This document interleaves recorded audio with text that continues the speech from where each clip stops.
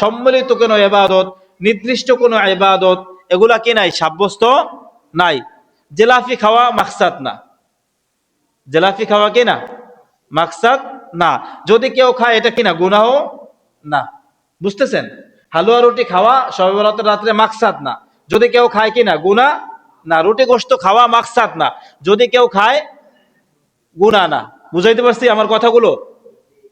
সাফ হইছে? প্রথম আলোচনা শুরু করছি আল্লাহ তাআলা এই রাত ইবনে মাজার হাদিস থেকে, শবে বরাতের রাত্রে আল্লাহ তাআলা পৃথিবীর যত সৃষ্টি জীব আছে, বিশেষভাবে মানুষ, এই মানুষের প্রতি বিশেষভাবে নজর করে। নজর করার পরে আল্লাহ তাআলা 3 শ্রেণীর মানুষ বাদে সমস্ত মানুষদেরকে ক্ষমা করে দেয়। 3 শ্রেণীর মানুষের মধ্যে 1 নম্বর হইল মুশরিক, 2 নম্বর হইল হাসাদকারী, হিংসাকারী, 3 নম্বর হইল আত্মীয়তার সম্পর্ক নষ্টকারী।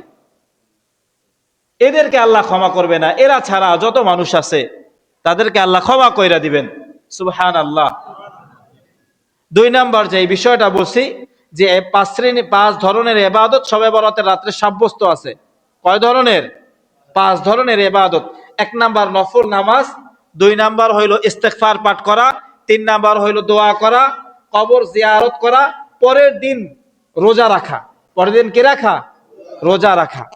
আমার আলোচনাটা বুঝতে পারছেন? এই গেল 2টা। 3 নাম্বার বিষয় হলো যেই সমস্ত ভাইরা বলতে চায় যে শবে বরাত কোরআন ও হাদিসের মধ্যে নাই, আমরাও বলি শবে বরাত কোরআন ও হাদিসের মধ্যে এই শব্দ নাই। কোরআনে হাদিসের শব্দ হইল ইবনে মাজার হাদিস, মুআয ইবনে জাবাল হাদিস বর্ণনা করছেন। হাদিসের শব্দ হলো লাইলাতুন নিসফি মিন শাবান, লাইলাতুন নিসফি মিন শাবান। এটাকে ফার্সিতে সহজে বলছে শবে বরাত, মানে বরাতের রাত্র। বাংলায় সহজ তর্জমা মুক্তির রাত্র। অর্থাৎ শবে বরাতের রাত্রে যেহেতু আল্লাহ তাআলা মুশরিক, হিংসাকারী, হাসাদকারী এবং হচ্ছে যে আত্মীয়তার সম্পর্ক ছিন্নকারী বাদে সমস্ত মানুষদেরকে আল্লাহ মাফ করে দেয়, এজন্য এটাকে মুক্তির রাত বলা হয়। বুঝাইতে পারছি? এখন প্রশ্ন আসতে পারে যে বুখারী মুসলিমের মধ্যে তো এটার ব্যাপারে কোনো হাদিস নাই। আমাদের স্পষ্ট উত্তর যে বুখারী মুসলিমের ব্যাপারে পৃথিবীর সমস্ত ইবাদতের ব্যাপারে হাদিস নাই, না থাকাটাই স্বাভাবিক। 2 কিতাবের মধ্যে যত ইবাদত আছে সব হাদিস থাকবে, এটা কি মানে সম্ভব? সম্ভব না। অন্য অন্য হাদিসের কিতাব আছে, ওই কিতাবগুলোর মধ্যে শবে বরাতের ব্যাপারে কি আছে বলেন? হাদিস স্পষ্টভাবে আছে। 4 নাম্বার যে বিষয়টা বর্ণনা করা হয়েছে সেটা হলো ইমাম নববী রাহিমাহুল্লাহ এবং ইবনে হাজার আসকালী রাহিমাহুল্লাহ বলছেন যে শবে বরাতের রাত্রের বেলা ইবাদত করার বিষয়টা এটা হাদিসের মাধ্যমে সাবিত আছে, প্রমাণিত আছে। হাদিসগুলো আছে মুসনাদে আহমদের মধ্যে, ইমাম বাইহাকির শুআবুল ঈমানের মধ্যে, ইবনে মাজার মধ্যে। এই 4টা বিষয়ে মূল শবে বরাতের আলোচনা, এর বাইরে কোনো আলোচনা নাই। 4টা বিষয়কে আমি বারবার বলছি, 2 বার করে বলছি। মোটামুটি আয়াত তো আসছে না? মোটামুটি আয়াতে আসছে বিষয়টা? আমার সাথে কোনো কথাই বলেন না। এর বাইরে যত যা শুনেন ওগুলো হচ্ছে বিষয়বস্তুর বাহিরের আলোচনা। শোনা না শোনা বরাবর, ওই অমুক ঘটনা ঘটছে, অমুক ঘটনা ঘটছে, এই সেই ফাও কথা। এগুলো কি বলেন? ফাও কথা। শোনা না শোনা বরাবর। আর বিষয়টা হইল শবে বরাতের যে রোজাটা আছে, এই রোজাটা আমাদের সকলের রাখা উচিত। রাখলে একটা বিষয় হইল কি, সামনে তো রমজান মাস আসতেছে, সকলেই তো রোজা রাখার নিয়ত করছি, তাই না? ইনশাল্লাহ। তো শবে বরাতের এই রোজাটা রাখলে ওই রমজান মাস যে 1 মাস রোজা রাখবে একটা প্র্যাকটিস হয়ে গেল। যে কোনো জিনিস হচ্ছে করার আগে একটু প্র্যাকটিস করা লাগে না? দেখছেন না ক্রিকেট খেলার মধ্যে বল করলে অনেকক্ষণ দৌড়ে আইসে তারপর মারে না? অনেকক্ষণ দৌড়ে আইসে মারে কিসের জন্য? মানে জোরে যাইবে, অনেক গতি অনেক বেশি হবে, তাই না? সবকিছুর জন্যই কি করা লাগে? একটু প্র্যাকটিস করা লাগে, তাই না? তো রমজানে যারা যারা রোজা রাখতে ইচ্ছুক, আশা করি সবাই তো রোজা রাখতে চান, তাদের জন্য প্র্যাকটিস হইল ওই যে এই শাবান মাস চলতেছে, এই যে আগামী শবে বরাত আসতেছে। কবে শবে বরাত? কবে? কত? মঙ্গলবার। এই রোজাটা আমরা সবাইকে রাখবো ইনশাআল্লাহ, পারা যাইবে না? আর রমজান মাসে দেখবেন আমাদের দেশে সারা বছর তো হয়েছে মা বোনেরা পর্দা করে, রমজান মাসে আমাদের দেশের দোকানগুলো পর্দা করে, দেখছেন? কালা পর্দা, লাল পর্দা, তারপর হচ্ছে যাইয়া নেভি ব্লু কালারের পর্দা লাগানো থাকে দোকানের চারপাশে। ওই পর্দার মধ্যে আমাদের দেশের কিছু ভাই আছে আবার বিড়ি সিগারেট খায়, একটু চাটা খায়, তাই না? তো সারা বছর মা বোনেরা পর্দা করে, আর রোজা আসলে আমাদের দেশের যুবকরা পর্দা করে নির্দিষ্ট কিছু টাইমের মধ্যে। ওখানে যাইয়া বিড়ি টিড়ি খাইয়া, চাটা খাইয়া, একটু বন্ডুরি খাইয়া আসে। মানে রমজান মাসে যারা রোজা না রাখে তারা পরে এক মহা মুসিবতে। তা কেমন? ঘরের মধ্যে পান্তাভাত ছাড়া কিছু থাকে না, আর দোকান ঘাটেও ভালো ধরনের কোনো খাবার তেমন পাওয়া যায় না। বনরুটি, চা আর সিগারেট দিয়েই সারাদিন কি করা লাগে? কাম সারা লাগে। এর থেকে যারা রোজা রাখে তারা কিন্তু বেশি খায়। কেমনে? বোরাতে সাহারি করে, সাহারিতে ভালো উৎকৃষ্ট মানের একটা খাবার খায়, মাছ গোস্ত ডিম সব ঘরে কম বেশি থাকেই, শাকসবজি তো আছেই। আমাদের যেহেতু গ্রাম অঞ্চল মুফাসসাল, এখানে নারকেল আর দুধ তো থাকেই, মিঠা, ঠিক কিনা বলেন? উৎকৃষ্ট মানের একটা খাবার খায় সাহারিতে, আবার ইফতারিতে ভালো মানের একটা খাবার খায়, আবার হচ্ছে তারাবি পইরা যায় খাবার খায়। তো তিন বেলা হয়ে গেল না? ভালো খাবার তিন বেলাই হয়েছে, আল্লাহ খাওয়ায়, আবার রোজাও হয়েছে, ফরজিয়া তো পালন হয়ে গেছে। কিন্তু যারা রোজা রাখে না ওরা কোন জায়গায় জায়গায় যে খাইবে সেই জায়গায় খুঁজে পায় না। সিগারেট খাইতে হইলে বাগানের ঘোরা লাগে, তাই না? অথবা ঘরের হচ্ছে যাইয়া আবদ্ধ কামরার মধ্যে কটা ভাত খায়, না কিছুকে দিয়ে দৌড়। অথবা আমাদের দেশের বাজারে যে সমস্ত দোকানগুলো পর্দা করে ওই পর্দার মধ্যে ঢুকিয়া চা আর বনরুটি, এই তো খাবার। বড় জোর খাইলে খাইতে পারে ডিম দিয়া 30 টাকা এক প্লেট ভাত, তাও রমজানে সব হোটেলে বেচে না, ঠিক কিনা বলেন না? তো আমার বিষয় হইল, এত কষ্ট কইরা কি দরকার বলেন? কষ্টে কষ্টও হইতেছে, আবার ইফতার খাওয়ার সময় আর এক ঝামেলা, ইফতার খাইতে শরম করে। হ্যাঁ, যে রোজা রাখে না তার ইফতার খাইতে শরম লাগে না? হয়েছে বড় মেয়ে বাচ্চা আছে, দেখা যায় রোজা রাখছে, ছেলে বাচ্চা রোজা রাখে ফেলাইছে, স্ত্রীও রোজা রাখছে, মসজিদে সবাই রোজা রাখছে, এখন কোন জায়গায় ইফতার খাইবে কোন? সেই জায়গায় যাইও শরম পায়। তো এই শরমের মধ্যে আমরা কেন পড়তে যাব ভাই? আমরা মুসলমান মানুষ, রমজান আসতেছে, আল্লাহ তাআলা এত গুরুত্বপূর্ণ এক ইবাদত আমাদের জন্য রাখছে, এটা বাদ দিয়া আমরা পর্দার আড়ালে যাইয়া একটু খাওয়ার ধান্দায় ঘুরি। আল্লাহ তাআলা আমাদেরকে হেফাজত করুক এই বিষয় থেকে। আর আমাদের দেশের ব্যবসায়ীদের অবস্থা কি? পৃথিবীতে 57টা মুসলিম কান্ট্রি, কয়টা? 57টা।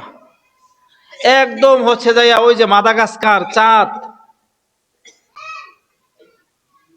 একদম পৃথিবীর শেষ প্রান্তে এই সমস্ত রাষ্ট্রগুলা, এরা হয়েছে আমাদের দেশের তুলনায় অনেক গরিব। এই 57টা মুসলিম রাষ্ট্রের মধ্যে 56টা রাষ্ট্রের মধ্যে দাম কমায় দেয় প্রত্যেকটা জিনিসের রোজা আসলে।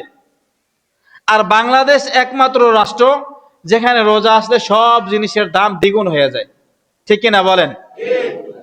এর মধ্যে আকিস গ্রুপ, বসুন্ধরা গ্রুপও শামিল আছে। তারা তাদের বিশাল বিশাল কন্টেনার ভরা সোলা বুট, চিরা, আসবাব, মানে রমজানের যে সমস্ত জিনিস লাগবে, খেজুর, সব সমুদ্রের মধ্যে রাইখা দিছে।